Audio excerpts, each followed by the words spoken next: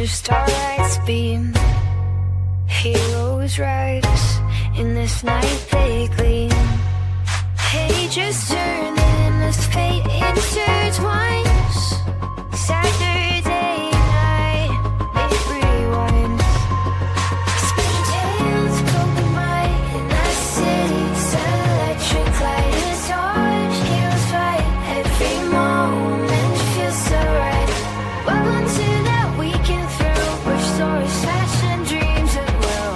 In this world we take a fight, Saturday night special, guide in the night. Heroes unite, comics and anime, and bring new light. Journey through panels and vibrant screens, this colorful tapestry. Welcome. It's Saturday night, which means it's time for Saturday Night Special, the 6th best show on Renovision. With comments such as, for the love of God, let your friend stay where he's at. SNS, and that channel is a rest area toilet bowl, and you don't need any more stinking up the best comic YouTube show going. And this is an absolute terrible watch. Such douche chills. How about we check in with Jedi Johnson and see if he thinks the boys are ready to start the show? I still think we're more prepared than SNS, even with the rush who did on the show. Well, shit, I hope you boys are ready to bring the mayhem, because an all-new episode of Saturday Night Special starts in 3, 2, 1.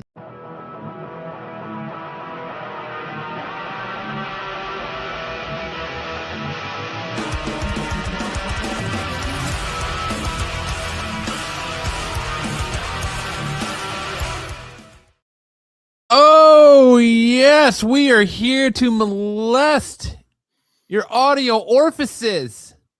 It is time for the best damn pop culture podcast in all the land, Saturday Night Special. Welcome, everyone. Hope you're having a great Saturday night. Sam, you're looking very patriotic tonight. Oh, man, when we get into the warm-up story, you're going to understand why. But it was a big week. Looked like you just walked off the golf course shooting 18 holes. Big week for freedom of speech, so I'm feeling very patriotic today. You thirsty?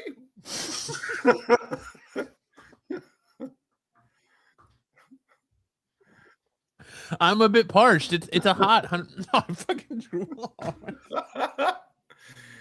It's 105 degrees here in March, so it's a little. I'm a little parched.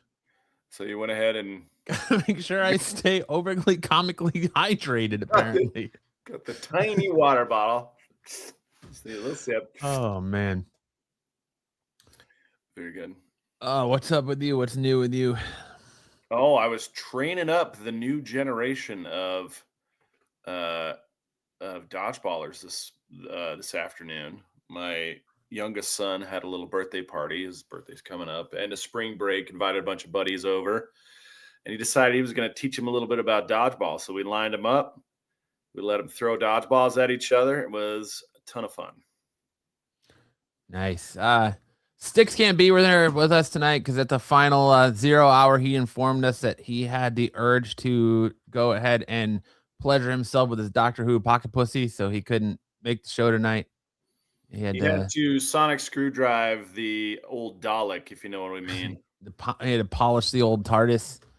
So he couldn't be here tonight, but all right. I'm seeing this icon on all our Renovision guys. Tyson, Ed, Sarah, they all have the same icon. Can we get a close up of that? What icon is it? Jedi. Oh, it's all the Jedi. The Jedi tramp stamp. Nice. You can't believe you're coming back for this show. You're a glutton for punishment. Yeah, well, you know. We love nothing more than to just tickle the taint of you guys, especially for Mistro, who is not a fan of our long, unnecessary, pointless intros. Yeah. Absolutely. Who doesn't like Sam's blabbering about things that have nothing to do with the title of the episode. He's very disappointed in his time here with us. So Mistro just wants to have all my segments cut from the show, and then he'd be happy. That's what he wants. Ed's the same way. Ed's in the same boat. Ed is secretly for Mistro. I was going to say, I think that's secretly Ed's burner account. Tyson says Sticks won't miss the qualified, but fuck SNS. That seems to be the general Yeah. consensus from everybody in Run-A-Vision. It's all right. Me and Matt, we hold it down. Matt's got plenty of water. He's gonna make it through. I do stay well hydrated. Bloop, bloop, bloop, bloop. Matt's about to climb into his little fishbowl over there. In honor of Matt, I was also on the toilet when the show was supposed to start. That's good. That's how it goes. I salute you, Buffy guy. Got to be ready. Appreciate you holding it down. All right, Sam. Well, with that pointlessly long, uneducated intro out of the way, what do you got for us tonight? Let's fire it up. Now, Tyson put me on to this story. And as a lawyer, I got to say stuff like this just absolutely tickles my funny bone. I love this stuff. We could have a cardboard cutout of Sticks and it would be like he's here. That's right. Yeah. Everybody remembers Afro Man from high school. I was going to go to school, but then I got high. That Afro Man. Well, he had a bit of a legal saga, little drama this last week. In fact, it's been going on for 4 years almost. The saga began on August 21st, 2022, when a group of Adams County, Ohio Sheriff's deputies raided Afro Man's Ohio home, which is about 55 miles east of Cincinnati. The police had obtained a warrant to search his residence based on a probable cause from a confidential informant that there was drugs and drug paraphernalia located on the property and that human trafficking and kidnapping had taken place there. Afro Man, who was not home at the time, posted security footage of the raid to Instagram, including a door-busting breach into the kitchen, followed by police. This is the best part. A police pause at a dessert stand populated by what we'd later learn was a lemon pound cake. Yeah, there was one of the cops stopped and was just staring at this lemon pound cake on the dessert counter. An additional video showed police rifling through his closet as one law enforcement agent asked, "Is he a Raiders fan still?" According to Afro Man, police also confiscated a joint, a vape pen, and over $5,000 in cash. The cash was later returned. He was never charged with any crime. A spokesperson for the Adams County Prosecutor's Office later admitted that the raid failed to turn up any criminal evidence. Afro Man then said, "After they run around my house with guns and kick down my door," he said, "I got the right to kick a can in my backyard, use my freedom of speech, turn my bad times into a good time." What happened then was Afro Man put together a diss track album called Lemon Pound Cake of 7 diss tracks, one for each member of the Adams County Sheriff's Department who had raided his house. And he posted those to social media, YouTube, TikTok, Instagram, and he earned revenue because the Adams County Sheriff's Department wasn't going to help him fix his door that they had busted in. And so, they, after he posted all these videos, they sued him. They had the cojones to sue him after they came into his house, guns drawn on his wife and kids. He wasn't even home at the time, and got themselves on his security cameras. They also cut the lines to 2 of his cameras.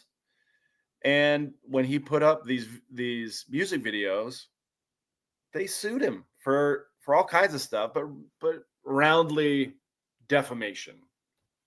Roundly, what they did was they sued for defamation. He countersued, but the judge threw out his claims early in the process and said that he didn't have any claim that he could assert.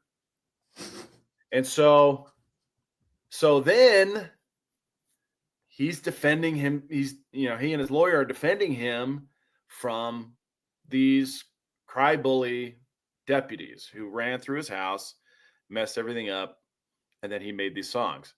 Now, what's crazy about these songs is my favorite one, which we're going to look at later on in the show, but it's about the guy who was kind of leading the raid. His name is Randy Walters. And one of the lines in the song is that Randy Walters is a son of a bitch. I effed his wife and got filthy rich. They talked about this in trial, and they asked the Randy Walters, "Did your wife, in fact, have sex with Afro Man?" And he said, "Yes, I and don't I know." watched. He said, "I don't know. I don't know if they did." And it's like, okay, wait, hang on. Did he or didn't he have sex with your wife? Like you gotta know that, right? You have to know that. And he didn't have a good answer. In fact, his marriage had fallen apart after all this episode. And so the other deputies got on and they talked about, they tried to draw up some tears and make it sound really convincing how the videos had made them all laughing stocks or given them notoriety where they didn't want any. And eventually Afro Man got his turn to present his case. He had two witnesses, himself and one of the ex-wives of the police officers, or the deputies. Who just got up to, just kind of rub salt in the wound, basically. And then once you see Afro Man there in his American flag attire. He's got the American flag on his sunglasses as well, looking very dapper, I might add. And that's where the story goes to the jury. So the next day, after testimony had wrapped up, the jury reached its verdict after 6 hours of deliberation. That's kind of long for a civil trial. They said it's been an emotional case. It's been a well-tried case, the judge said. In all circumstances, the jury finds in favor of the defendant. No plaintiff verdict prevailed, so the matter will be concluded with defense verdicts. Afro Man went on to say, "We did it, America. Yeah, we did it. Freedom of speech. Right on, right on. I didn't win. America won. America still has freedom of speech. It's still for the people, by the people." And, in a time when we're sending our uniformed young men off to war and things are going really crazy around the world, it's really tough to be proud of America. And then Afro Man comes in with a win like this, and it's like, yes, this is America. We still say F the police. We still are willing to stand up for our right to party. And so with that, when we get to the song portion, I will be singing the two biggest hits from the Afro Man Lemon Pound Cake album, because I want you guys to enjoy them as well. So look forward to that later on in the show. That just makes me want some lemon pound cake now. It looked pretty good. I mean, I gotta say, I don't really blame the cop. It's late at night. He's running on fumes. He walks by that glass case with that lemon pound cake, and he's like, "Hey, I could do it. No one would be the wiser. I just got to get a little slice. Just want a little slice." And Afro Man had a little slice of his wife. In the end, we all win. When freedom of speech wins, we all win. Or do you want to pound some cake? Oh, well. Why not both? Why not both? Emotional de-stress over free cake. Distress. Desserts. Desserts spelled backwards is stressed. So if you're feeling stressed, turn it around and get some desserts. All right. Go Afro Man. That's Go one way to America. Go bring America. your name. That's one way to get your name back in the public eye after so many years. Because I know for a fact, me personally, I was just sitting around the other day and been like, whatever happened to the because I got high guy? I was gonna go. I was gonna Did he watch you clean his too. room, or but did he just then get I high? got high. Did he ever eat that woman's pussy too, 'Cause or I did he got just get high. high? Because I got high. Because I got high. Just had all these unanswered questions, but finally, because of one, unbeknownst to one little lonely lemon pound cake, we got our answers. But all right, well, that's a good topic started there. It's going to be a show. You can already tell. But with that being said, what do you think we get into some news, shall we? Let's hit it. Had a big week this week. Best week ever. Probably huge week. So much to talk about. Let's get into it.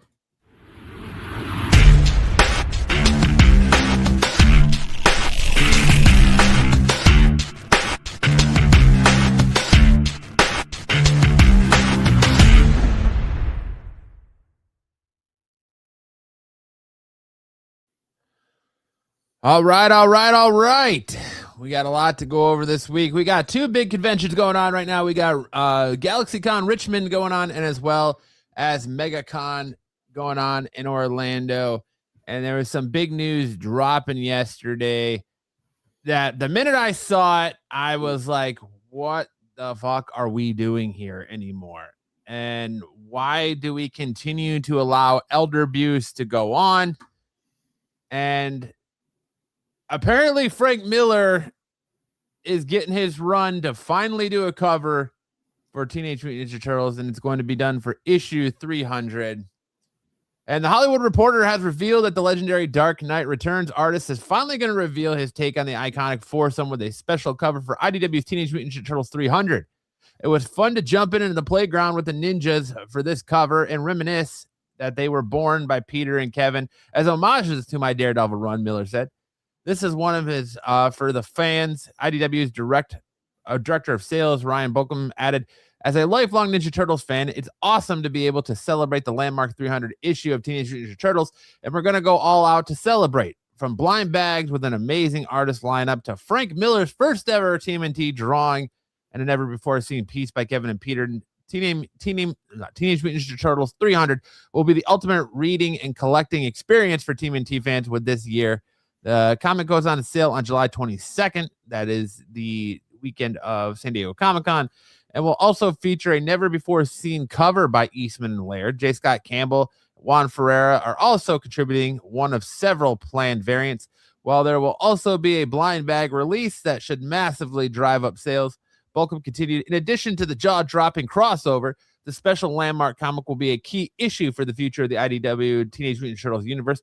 The epic storyline, The City That Never Dies, kicks off in TMT 300 with Eisner Award-winning writer Jean Lin Yang, who's writing the book currently, and blockbuster artist Freddie E. Williams II, who's also currently writing the book. Splinter and Tang Xin, the mother of the Turtles, have magically come back to life, but they aren't the only ones who have returned from the land of the dead. Plus, fans will be treated to a can't-miss backup story from co-creator Kevin Eastman and fan favorite writer Tom Waltz, and a roster of classic TMNT artists that celebrates the many eras of the heroes in a half shell as a time traveler Renet explores timelines full of familiar faces. I mean, they're all variations on the same pose, but it's basically the same pose. Yes, it is 100% all the same pose. I like how Donatello could only afford half of a staff. He couldn't afford his entire staff. He only got a baton. And it looks like a beaver got a hold of it and just absolutely took the shit out of it.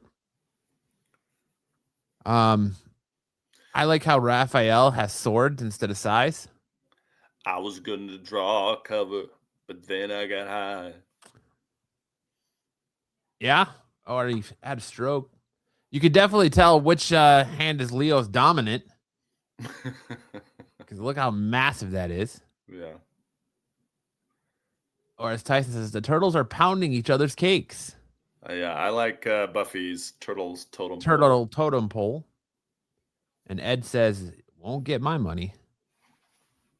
Listen, Ed, look, J. Scott I'm intrigued by a J. Scott Campbell turtle cover. I will pay my hard-earned $1 for a J. Scott Campbell turtle cover. I will not, however, buy this Frank Miller turtle cover, regardless if it is his first Turtles cover ever. This looks like a butt on Donatello's shoulder, by the way.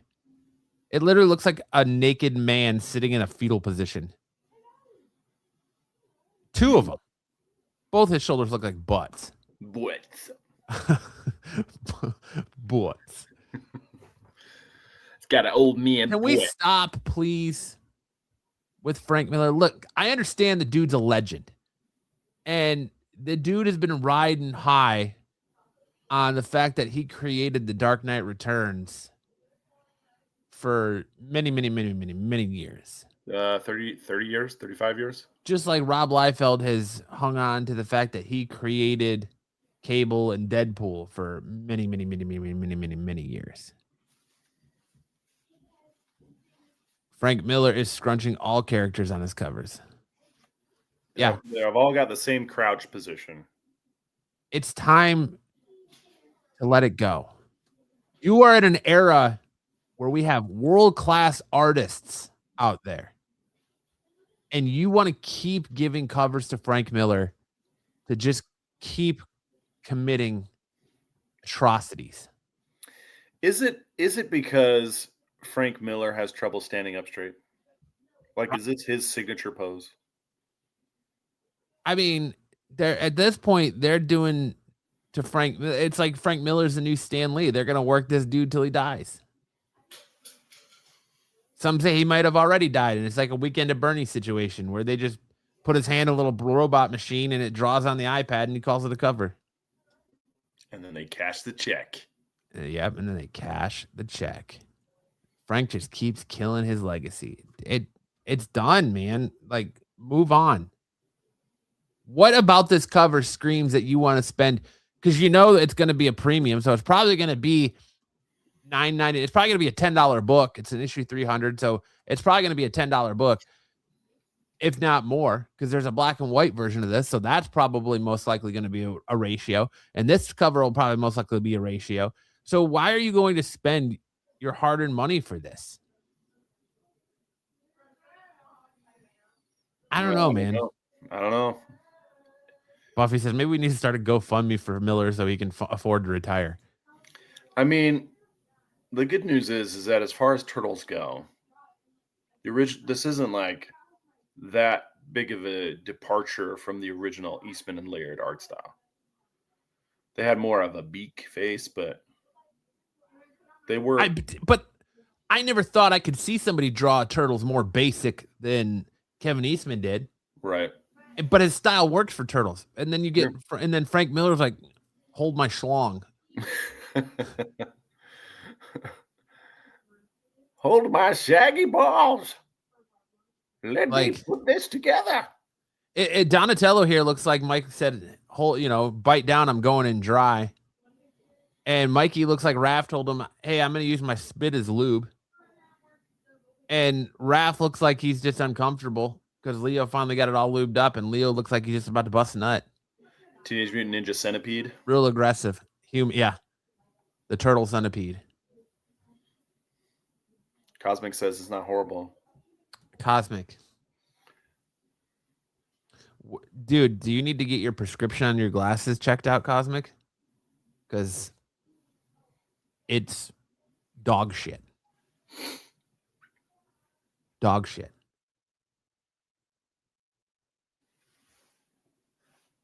It is awful. Move on. 100% right. Thank you. Moving on next. We got another big announcement today that an adult animated adaptation of Brian Michael Bendis' comic series is in the work of Netflix. A new animated take on Brian Michael Bendis' long-running Dark Horse comic series, Powers, is in the works at Netflix. The adult-oriented series has Dark Horse Entertainment, Keith Goldberg, and Chris Torring on board as executive producers, with Bendis writing the pilot and participating in the visual development. A new animated take on Brian Michael Bendis' long-running Dark Horse comic series, Powers. I apparently put this twice. So initially launching independently before being published by Image Comics in the early 2000s, the comic won an Eisner Award for the best new series in 2021. 2001, with Bendis winning writer in 2002. Jesus Christ, in 2003. The series later moved to Icon, a short-lived Marvel imprint that put out creator-owned books and is now in the middle of a new Dark Horse limited series story tied to its 25th anniversary. So there you go. Get more superhero stuff on the way as Powers from Brian Michael Bendis is going to have an animated series to kind of, I guess, try to capitalize on the success of Invincible. My eyes are getting bad. I'm glad you'll admit it, Cosmic. So more Powers on the way there. This looks like City of Heroes. Yeah. If you ever played that game. The Teenage Mutant Ninja Turtles. What? Yep. What?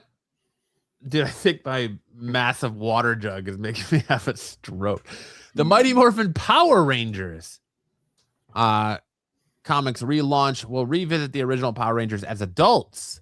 While a live-action Power Ranger reboot is still in early development, this time at Disney Plus, longtime fans of the franchise will be able to reunite with the original 5 in a new comic book relaunch from Boom Studios later this year. Described as a hard relaunch, Mighty Morphin Power Rangers will be spearheaded by writer Margaret Bennett on Batwoman and artist Andrew Lee Griffith, who's doing Transformers, revolving around Jason, the Red Ranger, Kimberly, the Pink Ranger, Trinity, the Yellow Ranger, Zach, the Black Ranger, and Billy, the Blue Ranger. The story picks up with them not as teenagers, but adults, 10 years after they left Angel Grove High and retired. As for what became of the characters, it's said that Jason is now a martial arts instructor. Kimberly, meanwhile, became a world-renowned gymnast. Though now it is in her mid-20s, her career has already peaked and is on the decline. Zach is a public defender fighting for those who can't fight for themselves, and Trini is now a diplomat. Billy chose to stay behind in Angel Grove to help train future generations of Rangers. So what brings them back together? According to Entertainment Weekly, Billy opens a portal to transport his old friends back to the command center to deal with a threat that's both new and familiar. Rita Rabosa, described as a new, terrifying form of an old familiar foe. In this timeline, the original Rita Repulsa still went on to become the Mystic Mother, a plot point from Power Rangers Mystic Force. This new Rita is not the same figure. The site continues. Miss Rabosa, who's more cruel and vindictive than Miss Repulsa, needs something from the Power Rangers in order to complete her secret mission. As for Tommy, the original Green Ranger, well, all we know right now is that the first issue will tease his fate. Apparently, he was meant to walk through Billy's portal with the others, but something went wrong, suggesting his eventual return will initially be handled as a mystery. Boom Studios is expecting the Power Rangers franchise in a big way in 2026. This summer will also see the launch of Power Rangers Unlimited, which pairs up fan favorites Rangers from all eras in a new team-up series. Power Rangers Green, meanwhile, revolves around the much older Tommy in the future, in which he is the last Power Ranger. Whatever he's up to in Mighty Morphin Power Rangers will reportedly impact what plays out in the franchise's future adventures. Similar to Teenage Mutant Ninja Turtles follow-up, The Last Ronin, it sounds very The Dark Knight Returns inspired. Mighty Morphin Power Rangers #1 arrives in comic book stores on June 3rd with a main cover designed by Jim Chong, the variant by artist Griffith Mercado. I'm not going to read all those names, but there you go. So capitalize on that Last Ronin shit, because I guess we're gonna have the Power Rangers try their hand at a Last Ronin-esque book. I mean, 10 years down the line, isn't Tommy the Red Ranger of his own Power Ranger universe? So yes, he becomes the Red Ranger in Turbo. Yeah. So how far into the future is that? Is that 10 years? It seems about 10 years. No, Turbo was right after Mighty Morphin. So Turbo is like, it's been so long since I know they lose the power, the Dino Zords, and then they go into Turbo, but they also had Ninja Zords after that, around the time the original movie came out. I don't know. It's been so long since I've been up on the history of Power Rangers, but there you go. If you need more Power Rangers in your life, you do have a new adult Power Rangers comic coming out. I mean, I still love Tommy Oliver. The Green Ranger will by far and away always be my favorite. So I'll check out the Green or whatever it was called, Last Ronin-esque story. But that's probably about it. Is it just me or is it weird they're still writing about Tommy, aka Jason David Frank, and he's dead? I mean, Tommy Oliver's not dead just because the actor that played it, Tommy Oliver, died. They can still write about Tommy Oliver. Yeah. So it's not 100%. weird. It might just be you. Gotta hydrate. Marvel Studios is going in big, hoping big things are on the horizon for them. As Marvel Studios has dated 3 mystery films for 2028 and 2029 and removed 2 from their schedule. The age of mutants is nearly upon us, or so that's what we think. It's being reported that Walt Disney Studios has added 3 untitled Marvel Studios films to their release calendar for 2028 and 2029, while also removing 2 dates from their 2028 schedule. Marvel Studios' updated release calendar includes the 3 new dates. Is now a follow-up July. Is now as the following: July 31st, 2026, Spider-Man Brand New Day, co-produced with Sony Pictures. Then we have December 18th, 2026 for Avengers Doomsday. December 17th, 2027 for Avengers Secret Wars. May 5th, 2028, July 28th, 2028 is a new date. December 15th, 2028, May 4th, 2029, July 13th, 2029 are both new dates. Meanwhile, the following dates have been dropped from their calendars: February 18th of 2028 and November 10th of 2028. While the releases are several years out, it doesn't hurt to put our speculation hat on and make some educated guesses as to what's coming next for Marvel Studios in Phase 7 and beyond.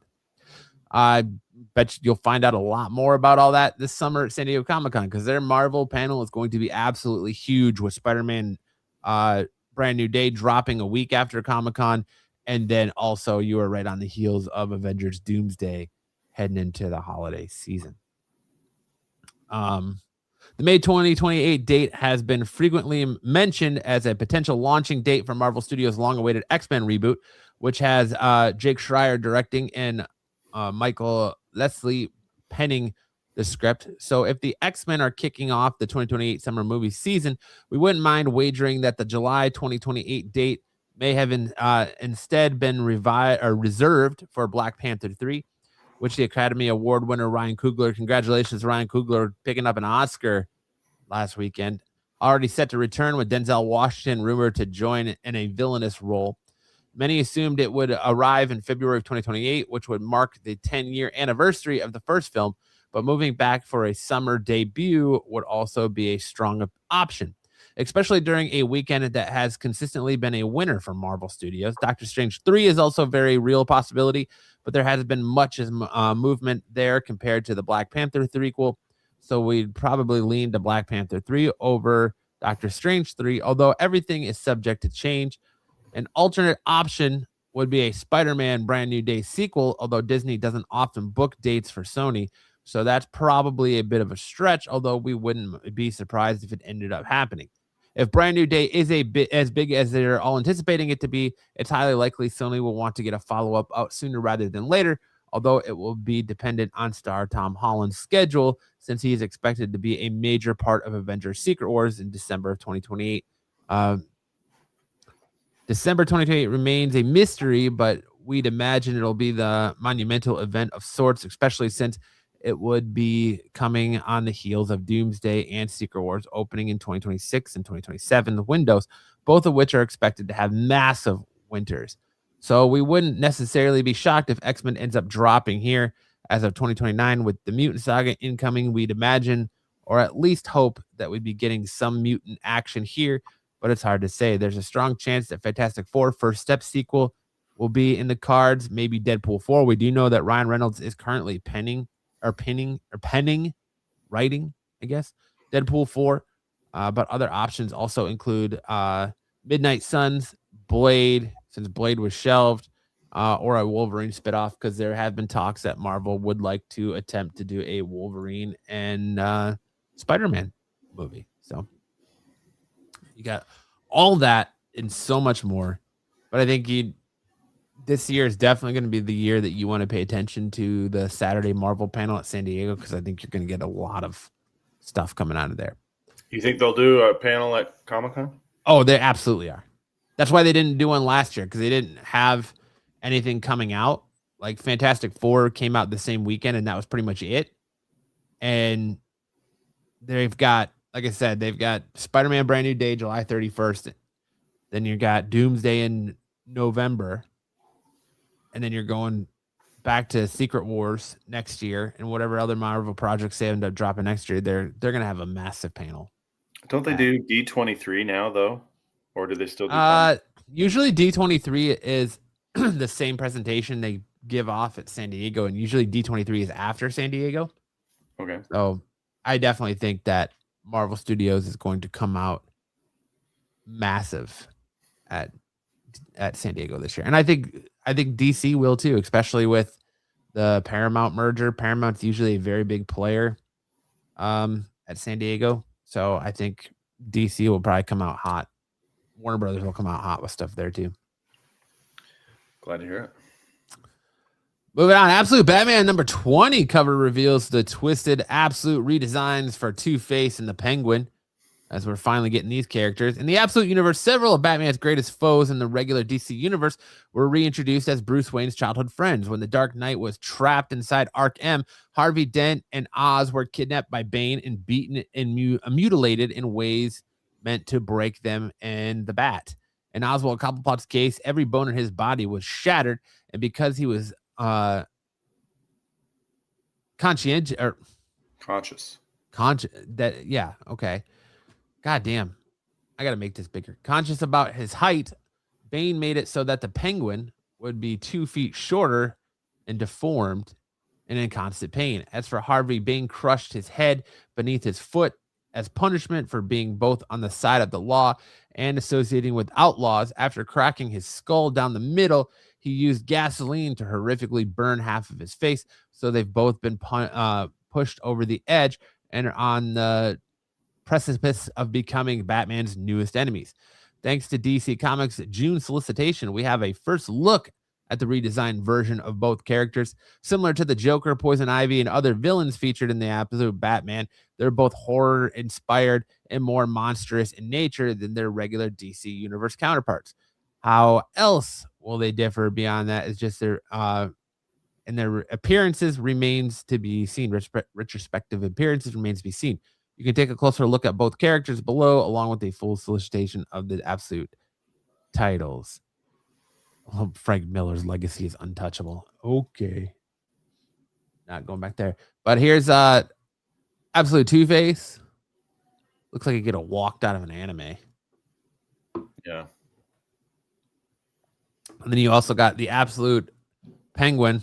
Kind of like this Absolute Penguin. Looks like he's got those arm crutches, but they're machine guns also. Got his gold chains on. I like it. I think they both look really cool. That's pretty cool. Less horrific than I was expecting. Yeah, they're not going to be as pure nightmare fuel as Absolute Joker, Scarecrow is, or as Absolute Crocodile. Joker, or even Bane. But who knows it? The Killer Croc. Yeah, or Killer Croc. But I do like that design for, like I said, Two-Face looks like he just walked straight out of an anime. And then I do like that design for the Penguin. Like he's got his little braces on his legs and stuff, and there's a lot of great detail there. Can't wait for it. Only got to wait for 2 more issues, and then we'll see him. So it makes me wonder. It makes me think we're only going to get 1 issue of Absolute Scarecrow, because it's in issue 19, and this is in issue 20 that they show up. So maybe it's just they show up during the events of the Scarecrow stuff. I don't know, but everybody's legacy can crumble when you fail consistently. Up next, we got to talk about Spider-Man Brand New Day. I mean, we got the first trailer, like we talked about, that it was going to come out Wednesday. It did drop Wednesday. You can watch it in theaters ahead of Project Hail Mary, which I hear is a great film. I can't wait to be able to get out and see it. I have not had a chance to see it yet. But Spider-Man Brand New Day sets records for the biggest movie trailer launch in history. Spider-Man Brand New Day has just set a brand new trailer record. The numbers will blow your mind. As we first reported a little earlier today, the movie has webbed up the biggest trailer launch of all time in 24 hours with a staggering 718.6 million views. Sony Pictures shared the figures, citing market research from Wave Metrics. In a mere 8 hours, Spider-Man Brand New Day topped the previous record set by Deadpool Wolverine in 2024 with 365 million views during the first 24 hours online. 100 million of those people tuned into the Super Bowl, making the last Spider-Man movie record even more impressive. Or I should say latest. Spider-Man Brand New Day also topped Spider-Man No Way Home's 355.5 million views during the first 24 hours online. It went on to become Sony's highest grossing movie ever with 1.9 billion at the worldwide box office. For comparison, The Wall Crawler has even blown Avengers Doomsday out of the water. That move's 4 teasers topped a combined 1 billion views, but that was cumulative over time, not just 24 hours. It really feels like we aren't making the fourth movie, we're making the first movie in the chapter, Holland said earlier this year. This is a rebirth. This is something completely new. The new suit is really designed in a completely different way from the previous iterations. It's also a lot more flexible, so we can kind of lean into different sides of the character that I haven't been able to before, the actor added. Did you watch the Spider-Man Brand New Day trailer? Yes. What did you think of it? I thought it looked fun. I thought they brought in a lot of characters who we haven't really seen done up to now. I thought they were also tying in other Marvel properties. So, you got Frank Castle, you had what looked to me like the Hand from Daredevil. Mm-hmm. You had Scorpion, who was teased a long time ago. Yep. And then you had Boomerang, Tarantula, Tombstone supposedly in it. So yeah, I mean, there was a lot of content, a lot of cameos, a lot of appearances, and then of course the continuation of the Peter Parker being forgotten storyline, and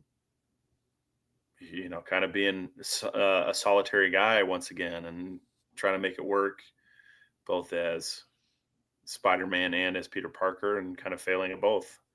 So that part felt a little familiar, but it's also probably his most compelling type of character arc is how do you do both? How do you balance the life of a superhero with that of a regular guy who has regular desires? And so it felt really good. It was a really new, but also really familiar Spider-Man territory. I've really enjoyed watching people's videos and theory videos on this from the trailer, because really Marvel didn't give you much, but they gave you a lot at the same time. And I say that in the respect of like they dropped that tease that we're potentially getting the Man Spider and Peter Parker's going through this change and he's getting the internal webbing and all that. And I like the theories that people are coming up with about like, oh, well, maybe Peter's DNA is mutating because of his time around Tobey Maguire and Andrew Garfield spiders. So that's why he's getting the internal web. I love all the theories of like what book you should expect. It feels very much like COVID times again. The speculation is high. The speculation on what books you should be going after is high. So it's a lot of fun, man. I really loved it. I think cinematically, this movie or the trailer looks absolutely incredible. The way the trailer opens when he's hanging upside the building on that scaffolding, and then it like twists around and you see that he's underneath it and he drops, and as he's falling you see the suit rippling. And they're very reminiscent of Andrew Garfield's Amazing Spider-Man 2 opening, but that shot when they go inside of his mask and you see his face and his mask and the reflection of the city in his eyes, absolutely incredible. The tones, you can tell that at one point the shot where it's very reminiscent of the cover of Amazing Fantasy 15, I feel like is going to be take place during Thunderbolts. So that's going to be him saving people as the void is coming through the city during Thunderbolts. Absolutely incredible. Just it looks like it's going to be a lot of fun. And I'm not too worried, to your point. I'm not too worried about too many villains, because a lot of the villains, I can tell you what, all the scenes that were taken right off the comic book covers, like the one with Boomerang, that's probably going to all be a montage at the very beginning of the movie, because we know there's a 4-year time jump, and they've already said that the movie's going to open with a montage of him fighting villains because he's just focused on being Spider-Man. So like the Boomerang cover, the tarantula, that's all going to be straight montage of him fighting bad guys over the course of 4 years. So I'm very interested with Frank Castle being there. I'm interested to see all the theories on Sadie Sink. Is she Jean Grey? Is she Typhoid Mary? Is she Spider Queen? Like, who is she? Is Mr. Negative in this movie?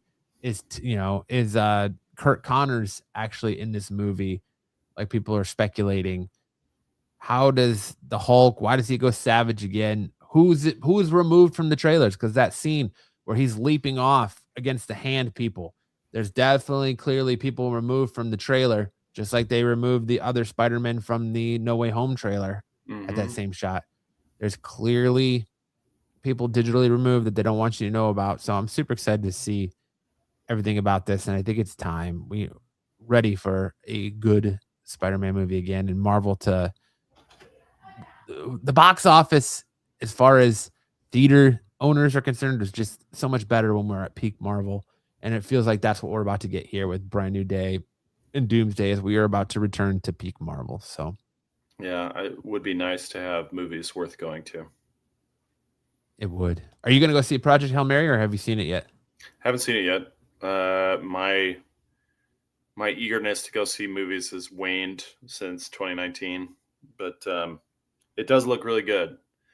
And I think I'll even convince the wife to go with me to this one. I'm hearing good things, so Good. I want to go see it.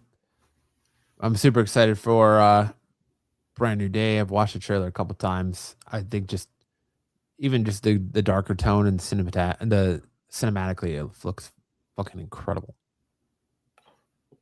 Speaking of Ryan Gosling and Project Hail Mary, Ryan Gosling. Ryan Gosling breaks his silence on Ghost Rider rumors. He said it's a complicated situation. Last year, rumors swirled that Marvel Studios planned or introduced the MCU's new Ghost Rider at Avengers Doomsday. The character hasn't been seen in theaters since 2012's Ghost Rider Spirit of Vengeance. And though Gabriel Luna played Robbie Reyes' version in 10 episodes of Agents of S.H.I.E.L.D. across 2016 and 2017. An Avengers franchise debut made sense, as the Russo brothers frequently added major new characters to the MCU in their movies, whether it's the Falcon and Captain America, the Winter Soldier, or Spider-Man and Black Panther and the Captain America Civil War. We did find out that whether Ghost Rider would be one of the off variants or the version of the character we take center stage in Midnight Suns and other supernatural projects post-Avengers Secret Wars. However, Ryan Gosling has expressed interest in a possible superhero movie role, and more specifically, Spirit of Vengeance, on a few occasions. Marvel Studios has given the Project Hail Mary star his seal of approval. Ryan says, "Hey man, if Ryan wants to be Ghost Rider, Gosling's unbelievable. Ryan is amazing. I'd love to find a place for him in the MCU." In a new interview with Josh Hortz, the actor was asked whether he's being in line to play the Spirit of Vengeance, and broke his silence on the latest round of rumors. Ryan Gosling says, "I don't know what to say. We keep hope alive." Gosling teased, "Some discussions have been had. It's a complicated situation." When Hortz pointed out that Gosling's wife, Eva Mendes, starred in 2020. Oh my God, I got to stop saying 2007's Ghost Rider opposite Nick Cage, the actor jokingly replied, "I'm just happy one of us got to do it." Admitting that he wasn't a comic book reader as a kid, Gosling said that the reason he was drawn to Ghost Rider was just a feeling. Marvel Studios had held the rights to Ghost Rider's character since Ghost Rider Spirit of Vengeance crashed and burned for Sony Pictures in 2012. Kevin Feige allowed Marvel Television to use the Robbie Reyes version of the anti-hero in Agents of S.H.I.E.L.D. for a brief spell, and there were talks of a spin-off TV series. that never came to fruition, partially because Marvel Studios later took control of Marvel's output, leading to Jeff Loebland Productions company being made defunct by Disney. Earlier this year, it was reported that Ghost Rider would no longer make his MCU debut in Avengers Doomsday. While it could still happen in Avengers Secret Wars, it doesn't seem like Gosling will be lined up to make any immediate appearances as a fan favorite character based on his latest update. Look, I'm still campaigning for Norman Reedus. Norman Reedus is still my choice for Ghost Rider. It's not that I don't like Ryan Gosling. I think Ryan Gosling is a great actor, but when it comes to Ghost Rider, I think Norman Reedus would do a much better, accurate portrayal of the character than Ryan Gosling. So yeah, Ryan Gosling is more of a driver than a motorcycle rider. That's a good point. Yeah. Plus, we all know that Ryan Gosling is going to end up being Black Panther. Ryan Gosling is the next Black Panther. You think so? We all know that. Yeah, that's been set in the cards for a long time. But yeah, Norman Reedus's Ghost Rider would be perfect. It's who I'm holding out for. Always have. We'll continue to do so. I will hold my schnuts tight waiting for that. All right, but that's all the news story we have this week. Now we're going to hand it over to Sam to get you all filled in like tentacles coming out of orifices. It's time for some big news in anime. Watch your ears.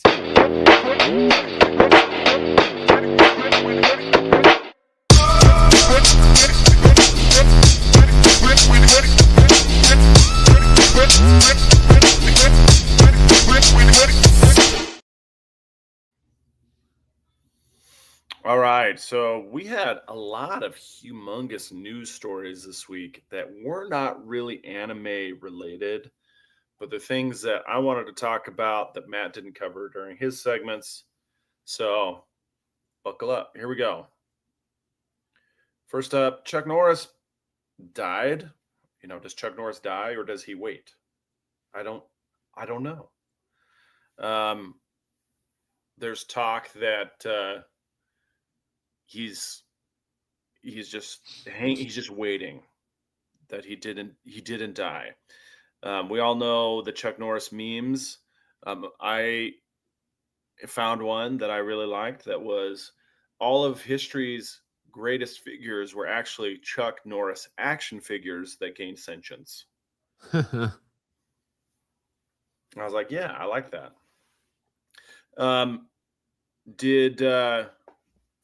Does anybody else have some great Chuck Norris memes? Please put them in the chat. I would love to see them.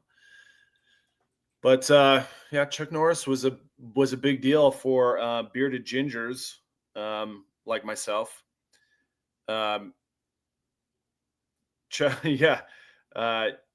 Death sometimes has a near Chuck Norris experience. That's one of my favorites. I like that.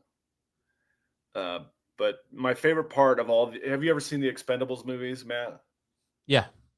And there's that scene, is it Expendables 2, I think, where Lone Wolf, which is Chuck Norris's character, shows up and he just destroys, like, you got Sylvester Stallone and his buddies are like pinned down in this little town, getting shot out by a bunch of machine guns. And then bunch of explosions happen and all the guys are dead and it's just Chuck Norris. It's like, Lone Wolf, you made it. Whoa, what's happening? He took them all out by himself. And that's just basically the only scene he's in. Chuck Norris did a lot for martial arts in pop culture and in movies. And Jean-Claude Van Damme almost single-handedly undid all that good work with his dance scene in Kickboxer. So, you never can rest easy thinking your work is done. And Chuck was at it until 86 years of age. He was still at it when he went to the hospital earlier this week. Yeah, he posted a video of himself training like the day before he went to the hospital. Yeah. As a strong example for all of us, never to rest, never give up, keep chasing those dreams. But it also is a very big eye opener that death comes for us all, and Father Time is undefeated. Yeah, so far. He took down Chuck Norris. I mean, I'm still holding out hope that Chuck's he's gonna pull through. He had a quick bout of death, but he pulled through. Chuck Norris doesn't flush the toilet. He scares the shit out of it.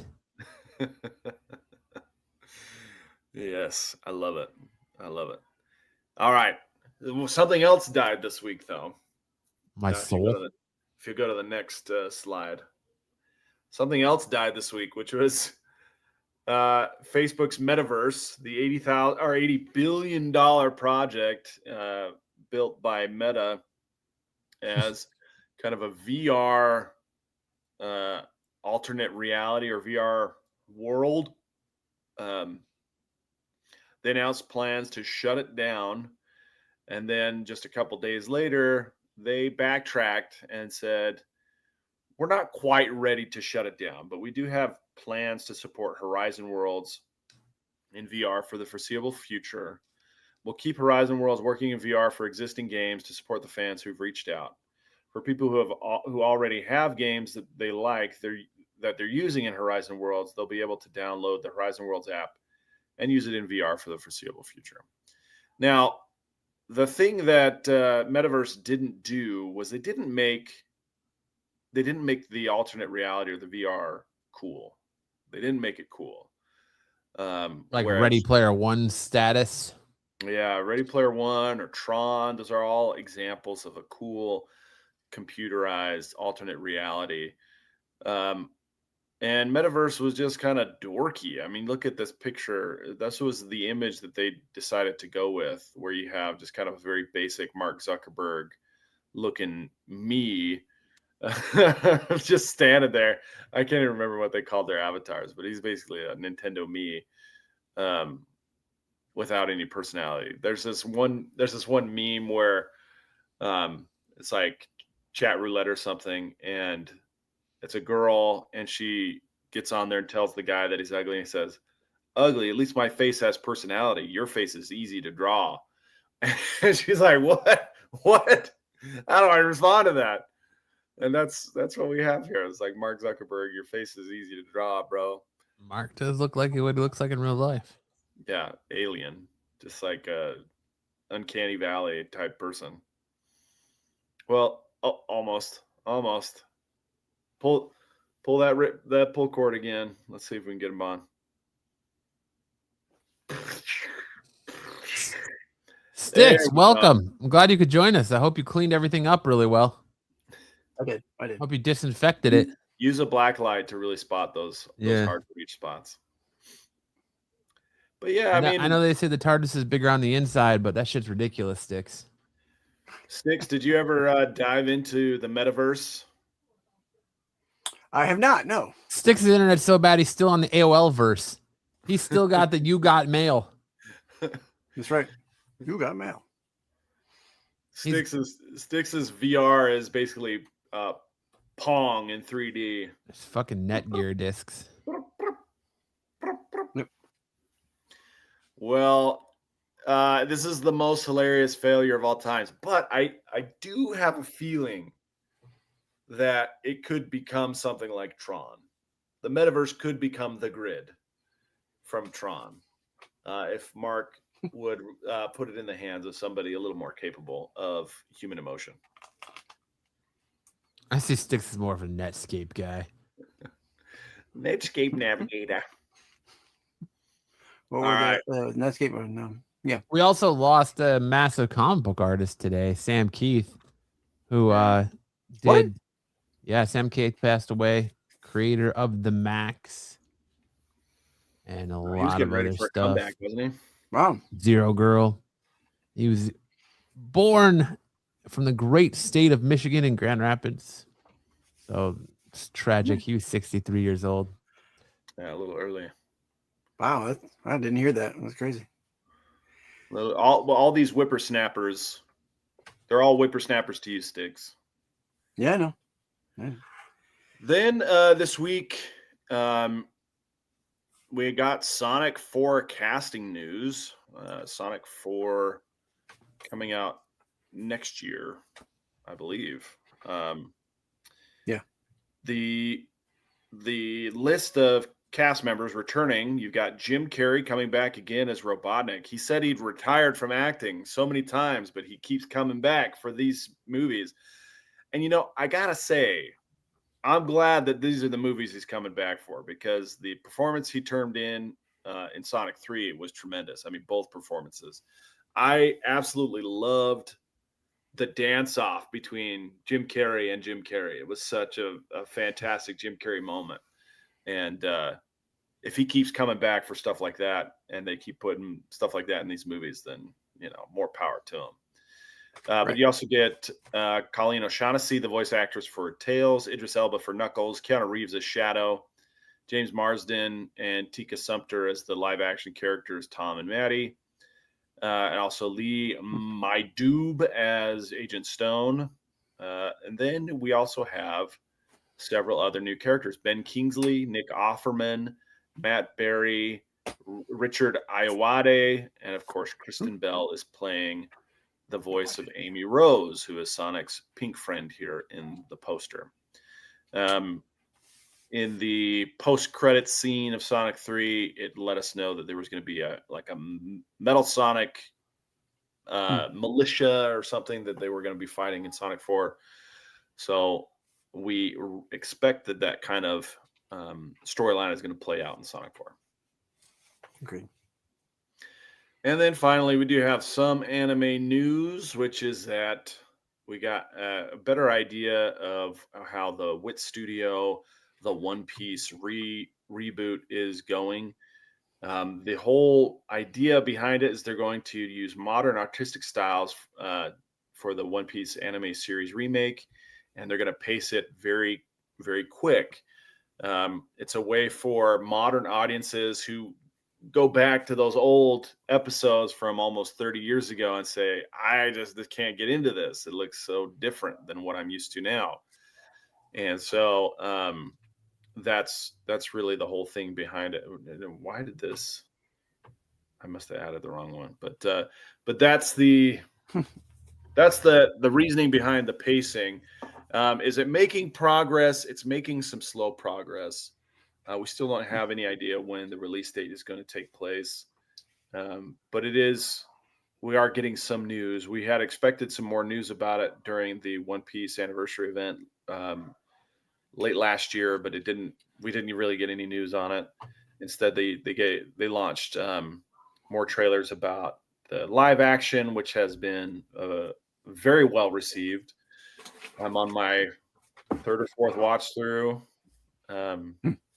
And it debuted on Netflix's top 10 with 16.8 million views. I don't know how many hours that translates to, but that's a lot of views. It's number one in the world, and it'll probably stay on that list for a long time, like it did the last time around. That is very good, so I encourage you guys to check it out. And when we get more news about this one, I'll let you know. All right, and then our manga spotlight of the week is One Punch Man. One Punch Man, the series, has kind of hit a bit of a lull because of a lot of the retconning that they did kind of slowed things down. But now they put fitness influencer Malibu up there in the panel. But right now they're leading into the next big arc, which is the Neo Heroes arc. So you guys probably remember the Monster Association arc. That was the last big arc where the Hero Association took on. I know Ed remembers. Ed remembers like it's the back of his hand. I'm sure they took on a bunch of monsters, or they're taking on a bunch of monsters in the anime. And one of the standouts is a guy named Garo who gets monsterfied, and he and Saitama will eventually in the anime go toe to toe. And after that, the credibility of the Hero Association is kind of really tarnished in a big way. And so a rival organization sets up, and they call themselves the Neo Heroes, and they do things quite a bit differently. All of their heroes have battle suits that enhance their strength, and they work as a team, whereas in the Hero Association, each hero is expected to operate on their own. Now, Saitama is still with the Hero Association, but he's joined a group of disgruntled members of the Hero Association called the Hero Name Justice Coalition or Association, and they're people who got really bad names, hero names. And they've chosen Saitama for their leader because not only is he the highest ranked out of them, but he also has the worst name, which is his hero name is Caped Baldy. And so while the Hero Name Victim, that's what it's called, the Hero Name Victim Association is gathering to protest, these several huge monsters attack the Hero Association. So Tank Top Master is fighting a monster called Heavy Smoker. Terrible Tornado is fighting a monster called Conglomerate. And then a monster called Metal God attacks the Hero Association city in City A. And a new hero who we've talked about a few times, Suiko, is there to take it on. I don't know what it is exactly, but it's a robot. So she takes it on. And that's what you see in the final panel here. So the new Neo Heroes arc is starting to take shape. It's almost been drawn to a close in the web comic. And it's had some twists and turns for a lot of the mechanized heroes like Genos. And there's some others in there like Metal Knight and Drive Knight, who've seen they've seen heel turns and then face turns, and there's a lot of loyalty questioning and betrayal going on. And so it's been really fascinating. I'm really enjoying the Neo Hero arc. So I hope you guys check it out. All of your favorite manga are going to be on the Manga Plus app and the Shonen Jump app, especially One Punch Man, and check it out in those pages. I hope you guys check it out. All right, then that'll take us into, I do have a couple no new updates on Fidel. He's, as far as I know, he hasn't shipped off to any foreign countries. He's still in San Diego. But then we've got some new highlights to share. So first one,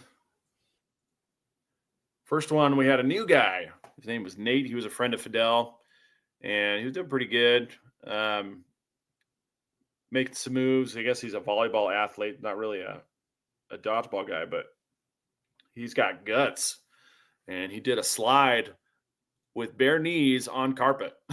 so he took home a little friction burn souvenir on his knee, but did really well. So he's this guy in the Deadpool shirt taking us all out. Nice. All right. And then the other one is, I think it's me. Yeah, me versus the whole team by myself. My team got out pretty quick, and so it was me versus 5. And they were moving. I had to really do some spot dodging because I was getting tired, so I had to be very careful and conservative with my movements. That's 2 and 3. There's 4, and the last one was a little kid, and I just knocked the ball out of his hand. Whew, old man, getting it done. Nice. And still showing up for the podcast. Sticks. Listen, I'm here. when the urge hits, sometimes you just got to go. Yeah, got to stroke it out. Is exactly right? Especially when Stroke it. you got the brand new Doctor Who Octopussy staring you right in the face. Sometimes you just got to whip it out and go to town. Got to polish that TARDIS, you know? All right. Thanks, Sam. Informative as always. That leads us into mega character matchup, where this week we got Black Bolt versus Scarlet Witch. So, Sam, why don't you tell the people at home a little bit about Scarlet Witch? Of course. Scarlet Witch.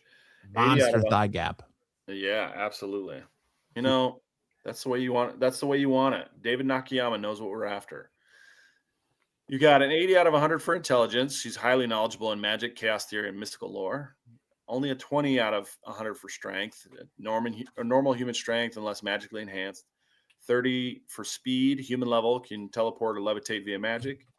She got a 40 for physical durability and a 95 for magical durability. She's physically human, but magical shields can take cosmic attacks. Her energy projection is 100 out of 100. Chaos, magic blast, hex bolts, probability manipulation. Combat skills are 60. Trained by the Avengers, relies more on magic than martial arts. She got an 85 out of 100 for stamina. Magic allows prolonged combat exhaustion only from overcasting. A 40 out of 100 for agility, human level enhanced only through spells. A 70 for reflexes, magical precognition, and probability sense booster reaction time. She's got a second 100 out of 100 skill here, reality warping. She can rewrite matter, physics, probability, and even history. No More Mutants is a very famous example of that. Chaos Magic Mastery, 95 out of 100, almost 100 there. One of the most powerful magic users in Marvel. She got an 85 out of 100 for telepathy and telekinesis. Strong telekinetic control. Telepathy varies by era. And her third 100 on this list, hex probability manipulation, can alter outcomes, cause failures, or force events to occur. Refreshers on Black Bolt, same. Black Bolt's got an 85 out of 100 for intelligence, a 90 for strength, an 80 for speed, a 95 for durability. Also a 100 on energy projection, 70 for combat skill, 95 for stamina, 70 for agility, 85 for reflexes, 80 for cosmic awareness, 95 for electron manipulation, and a 100 for voice destructive potential. All right. Let's get into our scenario. Here we go. A barren dimension between realities, a place Wanda is stabilizing after a magical rupture. Black Bolt arrives with the Inhumans, believing the disturbance threatens Atalan. The misunderstanding escalates. Neither wants to fight, but the instability of the dimension reacts violently to their powers. The battle becomes inevitable. Black Bolt moves first, not with his voice, but with electron manipulation, firing a silent concussive blast strong enough to level a mountain. Wanda raises a hex shield. It shatters instantly, but she teleports away before the blast hits her. She counters with probability collapse, chaos magic tendrils, a hex that destabilizes Black Bolt's fight. Black Bolt is forced to land. He realizes she is not a conventional energy wielder. She is bending the rules of the dimension itself. Black Bolt unleashes a focused electron pulse, a beam capable of vaporizing a city block. Wanda absorbs part of it, redirects part of it, and lets the rest tear open the sky. She whispers, "You're strong, but you're bound by physics." Black Bolt narrows his eyes. He knows what she means. He prepares to use his voice. Before Black Bolt can speak, though, Wanda twists probability around him. Air pressure thickens, sound pathways distort. Reality bends like liquid. She tries to make it so Black Bolt cannot speak at all. For a moment it works, but Black Bolt's voice is not just sound. It's cosmic energy channeled through his biology. He forces a micro whisper through the distortion. The result is catastrophic. A whisper, barely audible, creates a shockwave that tears the dimension open. Wanda is thrown across the void, her shields cracking like glass. She survives only by rewriting the laws of force around her. Wanda rises, bleeding but furious. She stops holding back. She casts a chaos inversion, rewriting the local physics so that energy becomes unstable. Electron manipulation becomes unpredictable. Sound collapses into silence. Black Bolt tries to speak again, but the sound dies in his throat, not because he's muted, but because Wanda has rewritten the rules of sound in his pocket of reality. Black Bolt realizes the truth. He cannot win here, not in a place where Wanda controls the laws of existence. Wanda lifts her hand. Reality bends around Black Bolt like a cage of red light. She could erase him. She could rewrite him. She could end the fight permanently, but she doesn't. Instead, she restores the dimension's stability and releases him. Black Bolt kneels, not in defeat, but in acknowledgement. He signs, "You are beyond my power." Wanda, Scarlet Witch, wins decisively because she can rewrite the rules of Black Bolt's powers. She can mute or distort sound, warp probability, and reshape reality. Her shields can be shattered, but she can rebuild them instantly. She can attack on physical, magical, psychic, and metaphysical levels simultaneously. Black Bolt's best chance is a full scream at the start of the fight, but Wanda's precognition and probability sense make that extremely unlikely. I mean, we did see a version of this fight play out during Doctor Strange and Multiverse of Madness. Yep, she crushes his head. Well, he crushes his own head, right? She takes his mouth away. Yep. All right, there's your winner, Scarlet Witch. Let's find out who her next opponent's going to be. Come on, Macho Man Marco.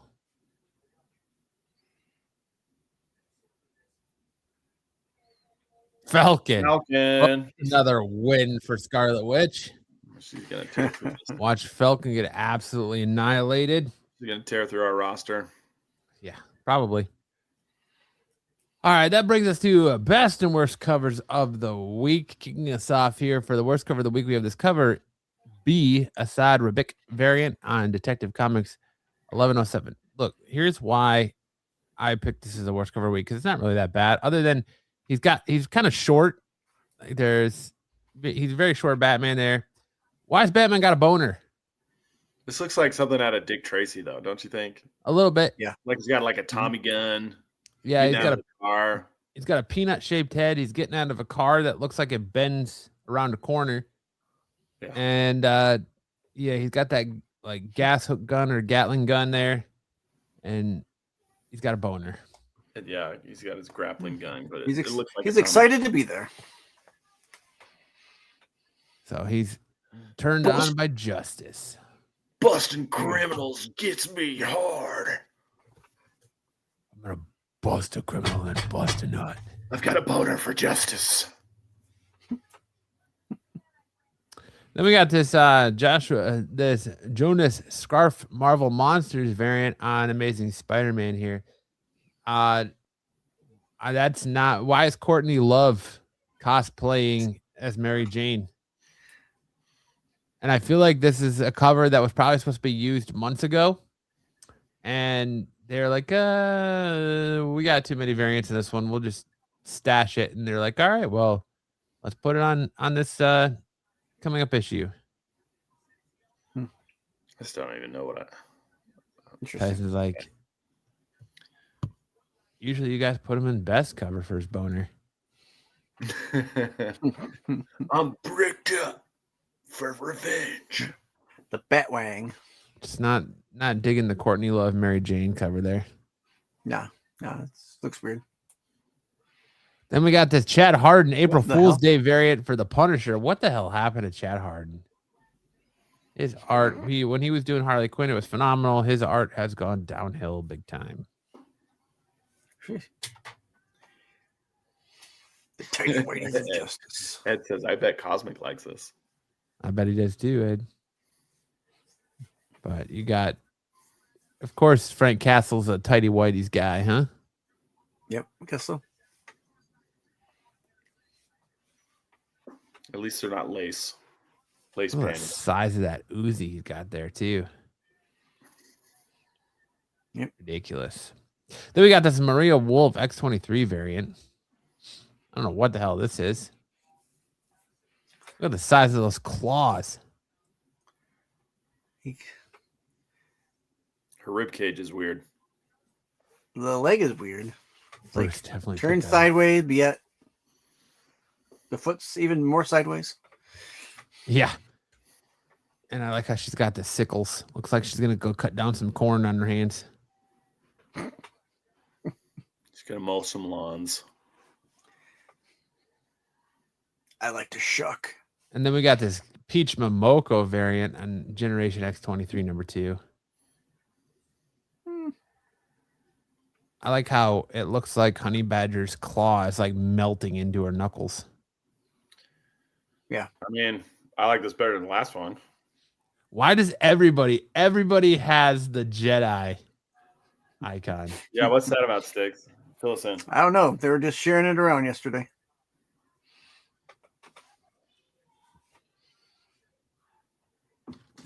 I'll say this is definitely not one of Momoko's worst, but not great. Look how tiny this hand is compared to the rest of her body. Yeah. The proportions are definitely off there. But let me start getting into our best coach of the week here. We have this cover D Yasmin Purdy variant on Wonder Woman in 18. Purdy. Absolute Wonder Woman 18. Absolutely gorgeous. I love all the skeletons around her. That's cool. Diana really pops there. Then we got this cover G Gabriel Del Otto variant on Superman Spider-Man number 1. Yes, Superman Spider-Man number 1. This is coming Wednesday. There's so many variants on this book. Oh my god. Your Like 100. wallet is going to probably be screaming if you're going to get a bunch of them. Just pick one. They're all pretty good. I know. But I'm going to definitely probably go with this Del Otto. Like the black suit Superman and the black suit Spider-Man together. It's Del Otto. You can't go wrong. Tyson says, it's because Jedi wanted me to change the pick a couple weeks ago. I decided to share it just to have fun with Jedi last night. All right, I can feel that. That Chet Harden cover is banned in Brooklyn. All right. Yeah, I have Yes. I have some original or not original art, but some sketches that he did in a sketchbook for me, and Harden was good back in the day, but now like I don't know what happened to his art. Up next, we have this Lee Bermejo Amazing Visions variant on the Amazing Spider-Man 25. I was confused by this because issue 24 just came out Wednesday, and issue 25 is coming out next week. So we're having back-to-back issues of Amazing Spider-Man 2 weeks in a row. I was a little confused and taken back by that, but I do like this Lee Bermejo here of Ben Reilly going across the skyscraper, and in the background, the reflection is him as Spider-Man fighting the Jackal. Yeah. Love it. Jackal looks awesome. He does. Can't get enough Ben Reilly. And then we got this cover D 125, Leslie Larynx Lee variant on Void Rivals. Pythona. Really well done. Yeah, I like this one. Even though I bailed on Void Rivals because it all but lost my interest. Really? I haven't been getting it, so it would be a cover buy if I got it. And then we got this 1 in 50 Derek Chu Rogue Virgin variant for Rogue #2. There is also a trade dress variant of this book, but can't go wrong with that Savage Lands Rogue, sexy Rogue cover. Agreed. And we got this Leslie Larynx Lee Women's History Month variant on Harley Quinn, number 60. Classic Harley Quinn look. I like this one. Yeah. Then you got this cover D Ivan Riaz Invincible Team Up variant on Hyde Street number 11 for that Invincible Month variant. Really well done cover. I'm not even reading Hyde Street, but I think I'm going to pick this one up just for the cover. I like it a lot. Then we got this Teenage Mutant Ninja Turtles Power Rangers number 5 final issue. This cover I Ito variant. I had to pick it because it's Splinter as the White Ranger. That's so cool. I had to pick it. I'm gonna scoop this up. That's amazing. And then we got this cover K 1 in 15 Lucio Perillo Virgin variant on Thundercats. Feel the magic, feel the roar. Beautiful cover here. I went to a Comic-Con. I keep bringing this up, but I went to a Comic-Con and there were 2 girls there dressed as Chitara and one like a sexy female Panthro. Nice. Were you drinking a Wild Bill's soda at the time? I was at the time. I don't drink that anymore. Yeah. I probably drank too much of it and gave myself diabetes. And I'm glad you're here, Sticks, because this would look good on a canvas pick of the week. It's Justice League Unlimited 17. Step Brothers. Yeah, the Step Brothers or Glamour Shots, Booster Gold, and Blue Beetle cover. I picked this one specifically for you, Sticks, and when you were like, I don't know if I'm going to be there, I was like, oh, you son of a bitch. But I'm glad you showed up in time to see it. How many of these are you gonna buy, Sticks? Probably 2. I'll get 2. I usually just get 2. And then if I find them in the dollar bin later, I'll buy them in the dollar bin. You got to get Redondo to autograph it for you. Yeah, I'll get them. Yeah. Booster Gold and Blue Beetle, best friends for life. Absolutely. Step Brothers. They're headed to the Catalina wine mixer. Yes, sir. For the homage cover of the week, we have this cover C Jillian March variant on Harley Quinn 60, homaging that classic Todd McFarlane Batman 423 cover. Really well done. That's it for our best and worst covers of the week. That brings us into first appearances this week. All the books that hit store shelves on this past Wednesday that have first appearances in them. And of course, we have this new Batwoman #1, part of that DC Next Level initiative. We have the first appearance of Slay, a member of the Monks of Stone. It's actually this gentleman right here. Nice. This is a very. Be I picked this up just because it's a #1 relaunch of Batwoman. It's very the art is very weird, and it's definitely a very psychological issue that deals a lot with her being in therapy and her trauma and all that stuff. And it's one of these books that I wasn't reading Batwoman beforehand, but I feel like you really, really need to read Batwoman to be up on it, to understand what's going on. But they did have that first appearance of Slay in it. Next up, we got the relaunch of Lobo from Scotty Young, also part of that DC Next Level. You got that first appearance of Mr. Kintz, an alien television producer. It's this cuts it off. It's this dude right here with all the TVs on his head. Isn't that guy from what was that punk comic?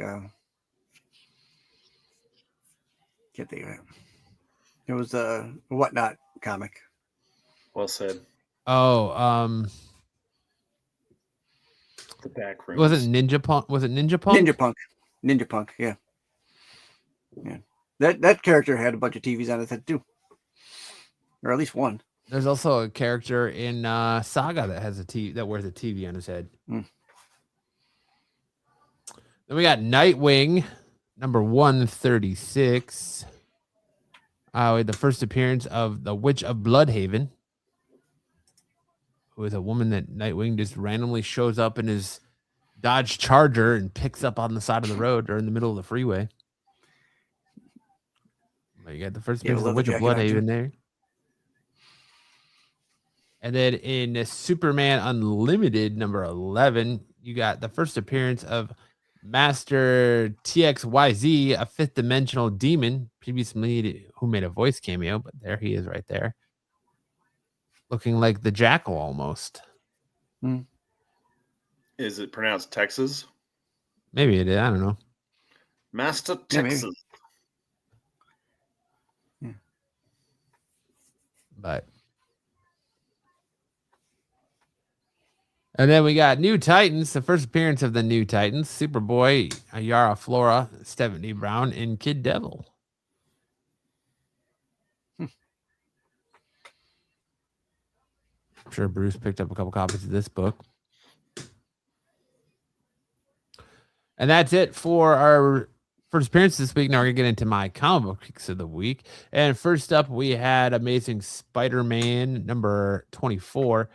Part 4 of the Death Spiral storyline. I'm really enjoying Death Spiral. I don't know about you guys out there in listening world, but I'm surprised by Death Spiral. I still hope they stick the landing on this, but the first 4 issues have been really, really solid. I've been really, really enjoying it. I kind of like the chess match we're getting here a little bit, and I still am leaning very much towards Death Spiral being Muse, but I've really enjoyed this Death Spiral storyline, and I can't recommend it enough. You get all the stuff you want from Spider-Man. Really, you get Venom, Mary Jane, Carnage, Eddie Brock. They're all the big players are here, man. The death of the Shocker. See the Shocker die. So it's been a lot of fun. 4 parts already. I can't wait for part 5. But I am, like I said, shocked that issue 5 or 25 comes out this week already. You like the Scotty Young Lobo cover, BK? Next, we have Battle Beast. Battle Beast came back from its hiatus for issue 7. It's more of Battle Beast goodness, man. He's continuing his conquest, although it's a little weird that his little alien partner, the prince, was regenerated now, and he's so focused on the fact that he's got a penis again. It's a little disturbing there, but it's still a good Battle Beast issue, setting up for what we're about to see. The Viltrumite War is about to happen. Conquest is about to show up. We're going to see Conquest absolutely annihilate Battle Beast soon, I'm sure. But glad to be having Battle Beast back. It's a enjoyable read, little change of pace from everything else I've been reading lately. And then, of course, we had Deathstroke, the Terminator #1 relaunch, part of that DC Next Level as well, from friend of the program, Mr. Tony Fleece, writing this book. Really good debut issue for Tony Fleece. Strong, starts out very much action-packed, where Deathstroke has a hit put out on him, and he kind of gets double-crossed and falls into a trap. Very Deathstroke-esque, but it is very violent. Hits the ground running. It's a real fun read. I'm really intrigued by it. I think Tony knocked it out of the park on this one. I can't wait for issue 2 there. And then, of course, we got Wrestle Heist. If you aren't reading Wrestle Heist and you're a wrestling fan, what are you doing? BK, are you reading Wrestle Heist? I know you're a pro wrestling fan, but I love Wrestle Heist. Kyle Starks is killing it right now. He had 3 books out this week. And Wrestle Heist is fantastic. We're finally getting to the heist part of it where they go and start to rob the fights giving. So it was a lot of fun, a lot of development as we head into the, I think, go home issue in issue 5 next month. So definitely check out Wrestling Heist if you're into comics and into pro wrestling or heist movies. It mixes all 3 very, very well. And it's a very, very well done book. But that's it. That's my comic book picks of the week this week. Now we're going to hand it over to Sam for which song did Sam rap better? As we already kind of got a little bit of teaser there. We're getting double Afro Man this week. So what do we got, Sam? All right. So first up, these are the 2 best songs on the Lemon Pound Cake album. Randy Walters is a son of a bitch, and the Bataram Hymn of the Police Whistleblower. So here we go. Let me zoom in. Randy Walters is a son of a bitch. Ooh. That's why I screwed his wife and got filthy rich. Ooh.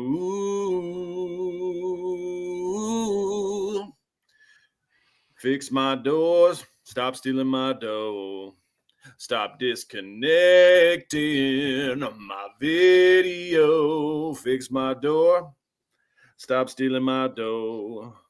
Stop disconnecting my video. If you're pressing charges, let me know. If there's no kidnapped victims, let me go. Stop cutting off my video. Listening to that unconfidential crooked popo. Randy Walters is a son of a bitch. Everybody, ooh. That's why my wife ain't got filthy rich. Ooh. Randy Walters is so rotten. He's hooked on coke and Oxycontin. In Manchester long ago, he owed a drug dealer lots of dough. He tried to run like a track star. He got stuck trying to hide underneath a car. He became the chief of Manchester. Now Manchester is a disaster. He pulls you over. He steals your pills. Your Oxycontin and your dollar bills. He's a drug addict, and he got fired. And then he went to Adams County, and somehow he got hired. Cow stealing Kimmy Rogers. He's a bullshitter. Needs to stop hiring criminals and knocking up his babysitter. Randy Walters. Randy Walters is a son of a bitch. All right, we'll end it there. Yeah, It goes. It's a very long song. Man. Very long song. Very Afro Man to me. Yeah. All right. Now this one is to the tune of the Battle Hymn of the Republic. Mine eyes have seen the corruption of the Adam County cops, stealing money, stealing cake when they make their traffic stops. First they screw you, then they sue you, play games and dismiss your claims. The proof's on the internet. Afro Man will bring it to ya. Afro Man is gonna do ya. Afro Man is gonna screw ya. My proof's on the internet. Mine eyes have seen informants get busted with felonies. Tell the cops I'm a kidnapper and I sell a lot of keys. Raid my house and then get pissed because the dungeon don't exist. My proof's on the internet. Afro Man is gonna do. Afro Man is gonna do ya. Afro Man is gonna screw ya. My proof's on the internet. My gate don't operate and my door is on the floor. My camera's disconnected. Lisa Phillips is a downtown. They take my mama's downtown. They take my mama's lemon pound cake. My proof's on the internet. I'm going to go to the next verse. They vandalized my property. My money came up short. They disconnect my cameras because they are poor sports. They're the predators and the victims, and they're suing me in court. My proof's on the internet. That's basically it. Then he goes through each of the cops individually. Cosmo said, "Now this is funny. Well done, Sam." Yeah, I think I'm gonna hold off there. Yeah, we'll call it there. He starts getting into some like derogatory terms. Who doesn't love Very that good. man? Very good. But you guys should definitely check out the videos. Lemon Pound Cake is so funny. It's just like the love song of the cop who's trying to eat his mom's lemon pound cake. It's really good. It's really something. He did sue them, and the judge threw out the claims. He did try, and instead because they wouldn't help him, and because the judge threw out his claims, he just decided he was going to release these songs and get paid that way, and it has worked. He's made millions off of the views, and now that the trial's done, he's making even more views. He's getting even more views. So everything that he planned is going well. Freedom of speech, baby. Let's do it. All right, that's it. Absolutely. All right, so that brings us to the segment of our show where people say, I don't want to talk about chicks and hot dudes. I just want to talk about comics. It's time for S&S Presents Missed Connections.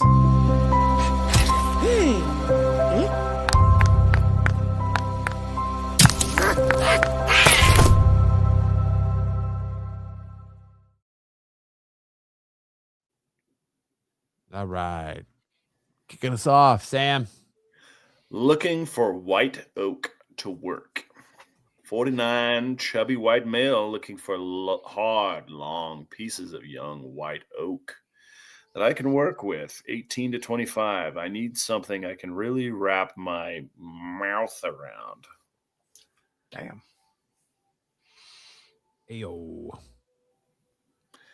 This reminds me of a Japanese game show I saw one time where they had a straight porn actor and a gay fellatio artist.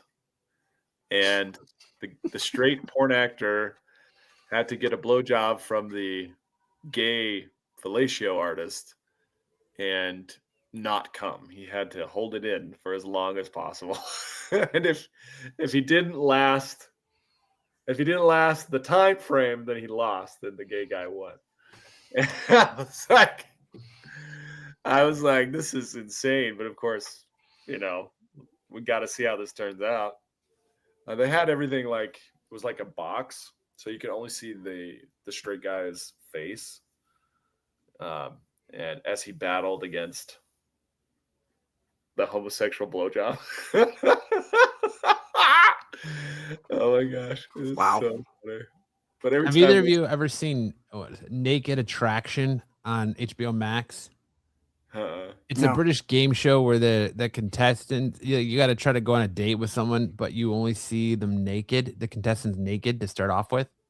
So like you see their junk and from the waist down and all that shit. Like fucking reminds me of that. Yeah. It's crazy. Buns, Hardy. I have some nice soft buns. I need to know what type of meat will be good in them. Sticks? What are your thoughts? I have none. I don't know. Hey. Sticks would put a nice tube steak in them. Oh. A nice ground chuck. A nice little machito. No. Because we all know that Chuck Norris can divide by 0. That's right. Holy cow. You were that fat dude that liked crushing that smaller dude's Hollywood. I'm a small guy, 33 years old and short at 5'6" and 130 pounds. Always impressed by bigger, better dudes who like to throw their weight around. Would be cool to be a friend to wrestle around a bit with who likes squishing, crushing a smaller dude. A lot of this is just me remembering how fun it was to wrestle around like this when I was younger. Is that you? Hit me up and tell me about you and why you like this sort of thing, and we can set up a meet. I can get squished by some pretty large weight. If you send me a simple message with 0 context of who you are and why you are messaging me, I will assume you didn't read and are being rude. Okay. Famous last words. I can get squished by some pretty large weight. I can get squished by some pretty large weight. Alrighty then. Donut shop, Oroville. Was it you, B, at the Donut J shop for getting some you donut holes? BJ for you in parentheses there, guys. I was the guy trying to get some cream-filled maple bars, but they were all out. Very subtle. Very. Unacceptable. Seeking phone report with Queen, Brooklyn. BK in house. Sub M is seeking ongoing discussion with Dom M, who loves having his plum rump worshipped. Okay. Okay. Looking for a bi-curious ginger man. I had a bi-curious ginger bro, but he moved away. You Would are you like literally to find out. a new? You moved away. Would you like to find a new ginger to fill me up? Well, there you have it. There you go. Hey, oh, my gumdrop button. Dom's rump is plump. Are you trying to worship his rump? Oh my gosh. There you go, Sam. That's not an itch I need scratched there, Tyson. Thanks, though. But that's it. That's our last missing connection. That's our show for this week. Sticks, you got anything you want to say since you came in late? Explain yourself. Sometimes family obligations come first. That's all I'll say. Is that what we call polishing your TARDIS now? You can call it whatever you want. All right. Well, on that note, if you want to check out more from the channel, please do so. Check out all of P shorts throughout the week. If you want more from Sticks, you can check out more on Sticks' channel every Tuesday night for his Doctor Who Rewind. You can check out more from me and Sticks together Thursday night on Off the Mat, our wrestling podcast. Check out the guys on the Tack Show every Wednesday. Check out the Star Wars show tomorrow night. Check out Sticks and the boys at the Qualified who've been killing it lately on Friday nights, followed by the CBS Hot 10 list. So you can get up to speed on all those books that you can pump and or dump. And then brings you right back here to us next Saturday night for more SNS goodness. Because who doesn't like when we waste your time for a couple hours on Saturday night, right? Set. That's right. This water's really fucking with Saturday. me. My comically large water is really doing me in. Just like But on that note, chug jug. make sure to like and subscribe button on your way out. Let's try to get those likes up, boys. Let's try and see if we can get 1,000 likes to be the most liked show on Renovision, like it should be. But we're gonna have a misconnection next week. It's be like, you were the podcast host with the large water bottle. I was the guy who showed up late from polishing my TARDIS. Buffy says the doctor was in and out, in and out, in and out. Tyson says Sticks thought the show started at 8, so he was really early and thought the show was canceled. Ed says, I can't do this show anymore. I'm done. Why, Ed? You were the guy in the chat. We'll miss you, Ed. I was the host with the water bottle. Ed, you know we'll see you right back here next week, Ed. But Sam, take us out with some words of wisdom tonight. Yeah, exercise your First Amendment. We got freedom of speech. Let's use it while we can. Take a page out of Afro Man's playbook. Randy Walters is a son of a bitch. Ooh. No juice chills tonight. Sorry, Ed. Ed enjoys the pain. He does. But on that note, have a great weekend, everybody. Thank you so much for hanging out. Thank you so much, Tyson, Ed, Buffy, BK, all the normal players, Blue, Piggy Spanks, everyone in the chat. Thank you so much for hanging out tonight. Hope you guys have a great Saturday. Enjoy the rest of your weekend, and we'll see you guys next week. Either you've got me confused with somebody else, or this is a joke.